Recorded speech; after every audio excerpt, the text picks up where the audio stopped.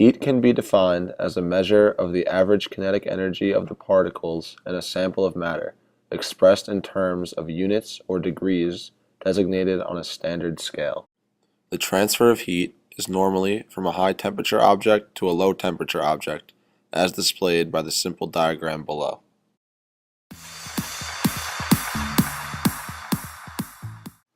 There are three different ways that heat can be transferred, and today we will be looking at all of them.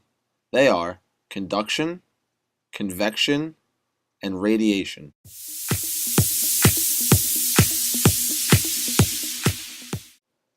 Conduction is defined as the transfer of internal energy by the collision of particles within a body due to a difference in the temperature of two neighboring molecules. This is known as a temperature gradient. In simple terms, conductivity is the transfer of heat between two objects that are in direct contact and are at different temperatures. Thermal conductivity is the property of a material to conduct heat. This tells us how fast or slow heat will travel through an object.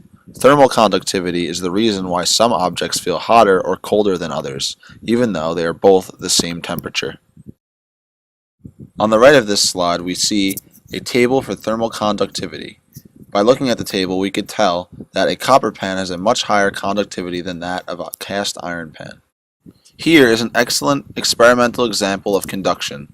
4 erasers were stuck onto this knife using wax. As the candle heats the knife and the wax melts for each eraser, the erasers individually fall off the knife due to the conductive power of the metal.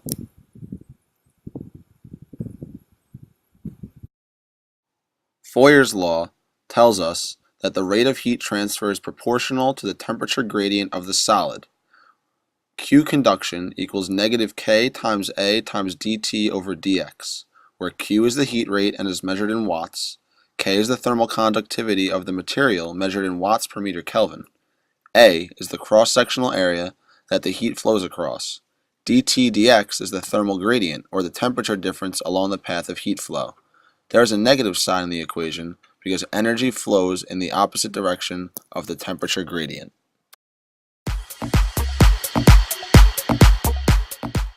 Convection is the second type of heat transfer and is defined as the transfer of internal energy or heat into or out of an object by the movement of a surrounding fluid. Although the heat is initially transferred between the object and the fluid by conduction, a majority of the transfer of energy comes from the motion of the fluid. Convection can happen naturally, through the creation of convection cells, for example, or it can be forced by propelling the fluid across the object or by the object through the fluid. A common type of convection is forced convection. Forced convection can be expressed by Newton's law of Coulomb, which states that Q equals HA parentheses T minus T0 close parentheses dt, where Q is the rate at which heat is transferred and has units of watts. H is the convection coefficient, which is a material property measured in unit watts per meter squared Kelvin. A is the exposed surface area. T is the surface temperature of the object, and T0 is the temperature of the fluid. A second type of convection is natural convection. Natural convection is usually caused by buoyancy, but can also be caused by surface tension. This slide shows us two examples of convection, where warm air and warm liquid will rise and cool air and cool liquid will drop to get closer to the heat source.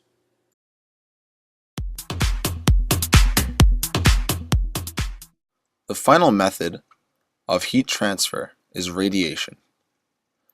Radiation is the transfer of heat by means of electromagnetic waves.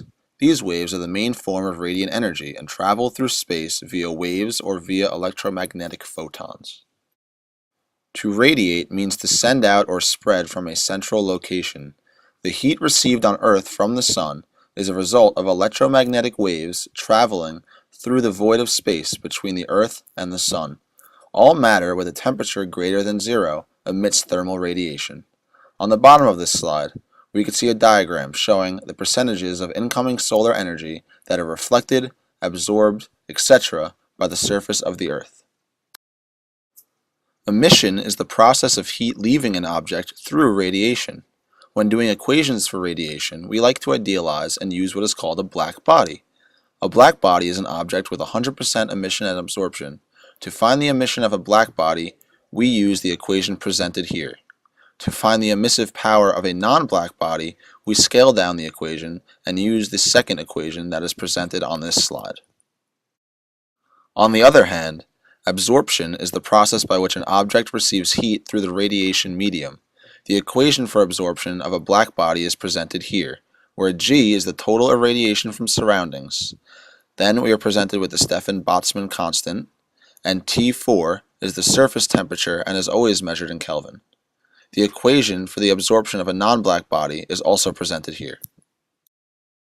The equation for convection is presented here. When we calculate radiation, we assume that sigma equals alpha, so the equation becomes what is presented here, where T4 sub S is the surface temperature and T4 sub Sur is the temperature of the surrounding. A simple everyday example of radiation can be seen when microwaving popcorn. The radiation rays in the microwave pop the popcorn kernels easily.